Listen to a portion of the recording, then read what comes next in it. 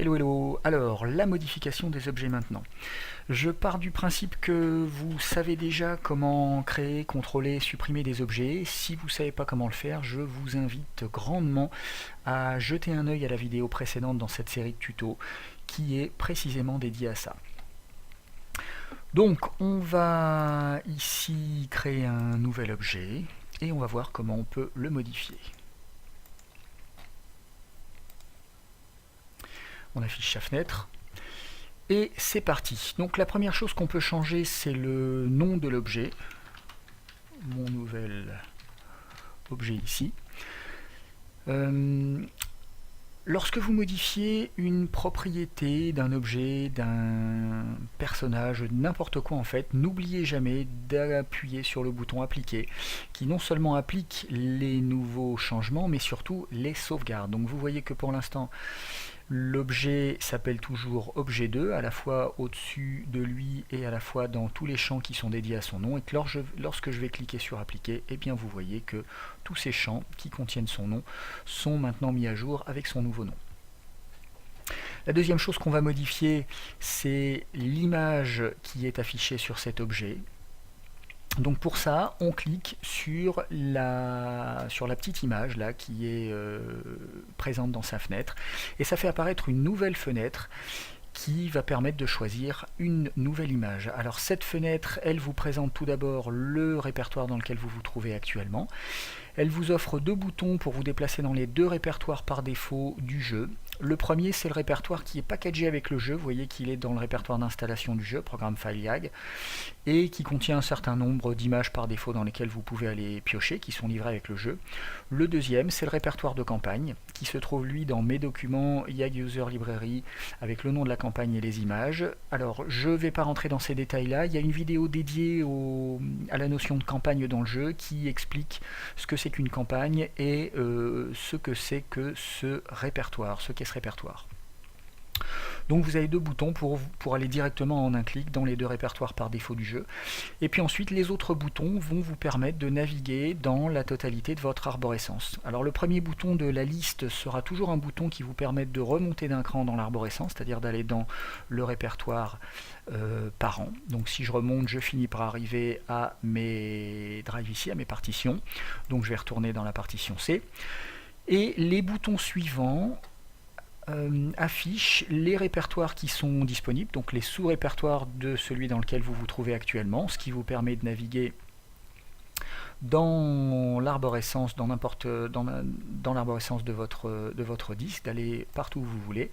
On va retourner dans le répertoire par défaut, on va aller chercher les objets et les autres objets qui sont affichés ici dans cette liste, ce sont les images disponibles pour être choisies et affichées sur l'objet. Le jeu reconnaît actuellement trois types d'images, les JPEG, les PNG et les BMP, donc on a ici un ensemble de JPEG. Et vous voyez que quand vous cliquez sur une image, eh bien, vous avez une preview de l'image qui est affichée en bas de la fenêtre. On va choisir ici cette texture-là, elle est intéressante parce qu'elle a des proportions, c'est pas un carré. Lorsque vous êtes satisfait avec l'image que vous avez sélectionnée, vous cliquez sur cette image et elle est envoyée dans la fenêtre de l'objet ici. Alors vous remarquez qu'elle n'est pas encore appliquée sur l'objet parce que je n'ai pas encore cliqué sur le bouton appliquer. Et voilà qui est fait maintenant. Au moment où je clique sur appliquer, vous voyez que l'image donc est affichée sur l'objet. Par contre, comme vous le constatez, notre image ici a des proportions, c'est un rectangle, or elle est toujours affichée comme un carré, l'objet est toujours un cube. C'est un petit problème que nous allons résoudre dans quelques secondes. Voilà, donc on s'est changé le nom de l'objet, on s'est changé son image, on va maintenant s'attaquer aux propriétés de l'objet, du pion en l'occurrence, et pour ça vous avez un bouton qui vous permet d'afficher ou d'éteindre les propriétés en question. Alors la première chose que vous pouvez modifier, c'est la vitesse de l'objet, vitesse linéaire et vitesse angulaire. Vous voyez que si je mets un petit chiffre ici, mon objet est tout lent, et que si je mets au contraire un gros chiffre, l'objet se déplace à toute vitesse. Il est un peu nerveux, on va revenir ici à la valeur par défaut. Voilà. On a la même chose pour la rotation de l'objet. Pour l'instant, elle se fait 15 degrés par 15 degrés. Si vous voulez être plus précis ou plus rapide, eh ben, vous changez la rotation angulaire ici.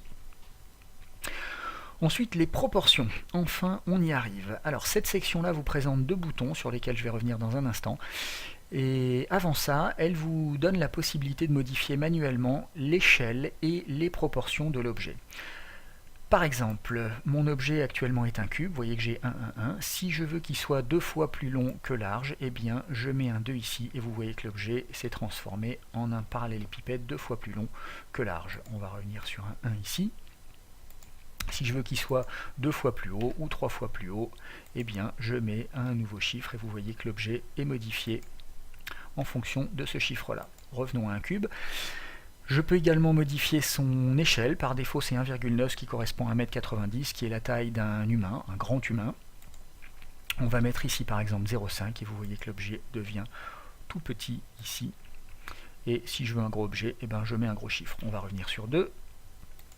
Voilà. Alors, vous voyez qu'on peut modifier ces proportions manuellement. Le problème, c'est qu'évidemment, on n'a aucune idée des proportions de la texture qu'on a choisie. Et c'est pour ça que je propose ici deux boutons, un bouton pion et un bouton carte. Le bouton pion, comme son nom l'indique, devra être utilisé à chaque fois que vous utiliserez cet objet comme un pion. Et c'est un bouton qui, comme vous allez le voir ici, calcule automatiquement les proportions de l'objet conformément aux dimensions de la texture. Alors en fait, il va proportionner l'objet correctement sur ses côtés. Donc je vais maintenant cliquer sur appliquer et vous voyez que l'objet est correctement proportionné sur ses côtés, c'est-à-dire que chaque côté de l'objet a les proportions de l'image.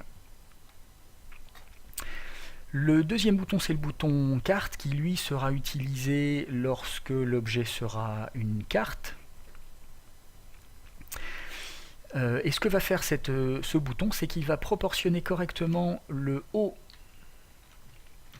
On va le repositionner ici. Il va proportionner correctement cette fois-ci le haut de l'objet.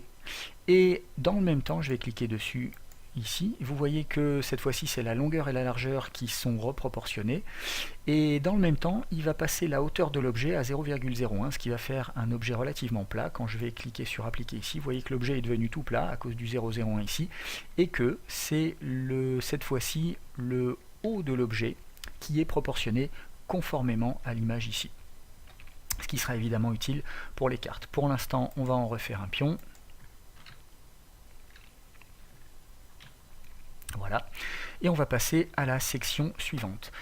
La section suivante vous permet de modifier le nombre de fois que la texture se répète sur l'objet. Par exemple ici, si je mets un 2, eh bien vous voyez qu'elle se répète 2 fois dans la direction des X ici. Et si je mets un 2 également ici, elle se répète 2 fois, cette fois-ci dans la direction des Y. Donc j'ai 4 copies de ma texture dans le même objet.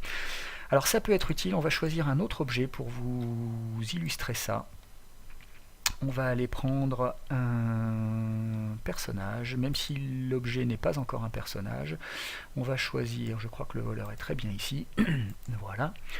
Alors, il est mal proportionné, on va recliquer sur pion pour qu'il soit recalculé proprement. Et voici notre objet. Alors comme je vous disais, vous voyez que la texture ici se répète 2 fois, ce qui permet éventuellement de simuler avec un seul pion un groupe de persos. Si je veux que cet objet devienne un groupe de 25 voleurs, eh bien je mets un 5 ici et vous voyez que cette fois-ci la texture est répétée 25 fois et que mon objet devient un groupe de voleurs. On va revenir sur 1 ici. Alors il est intéressant de savoir que vous pouvez choisir des valeurs négatives pour la répétition de la texture. Vous voyez ici que mon voleur est droitier, mon assassin est droitier. Et si je mets un -1 ici, eh bien j'obtiens le symétrique de la texture, il devient gaucher. Pour les adeptes de ce genre de détails, ça peut être intéressant. Vous pouvez faire la même chose dans la direction horizontale. Si je mets un - ici, vous voyez qu'il a la tête en bas. Ce qui peut être une convention par exemple pour dire qu'il vient d'être tué. Voilà, enfin vous avez deux boutons reposter, retélécharger. Je ne vais pas vous les montrer ici parce qu'il faudrait qu'on soit en réseau. Mais si jamais vous avez un problème réseau, que vous mettez votre image sur votre pion et que vos amis ne la reçoivent pas, eh bien vous pouvez forcer un nouvel upload pour l'image, ou éventuellement si quelqu'un a mis cette image qui vous l'a signalé et que vous ne l'avez pas reçue, eh bien vous pouvez éventuellement retélécharger l'image ici. Voilà.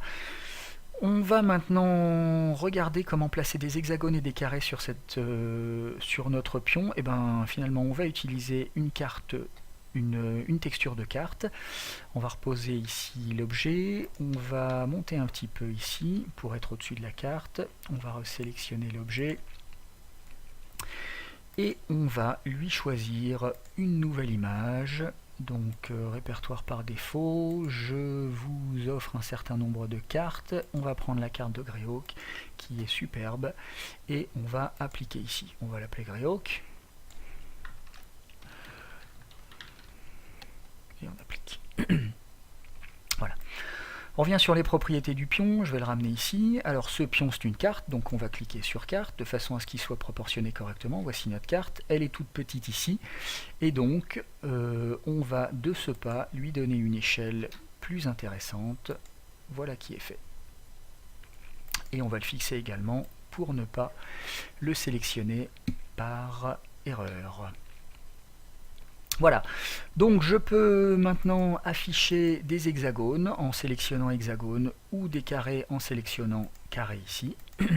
Voilà. Vous voyez que les hexagones ou les carrés d'ailleurs, excusez-moi, sont un petit peu gros pour la carte, c'est pourquoi il y a un champ qui est prévu ici, qui permet de multiplier le nombre de fois que la texture hexagonale ou carré va être appliquée sur la carte. Donc si je passe ici par exemple à 20 et que j'applique, eh bien les hexagones, vous voyez, sont beaucoup plus petits. Je vais descendre ici pour que ça apparaisse un petit peu mieux.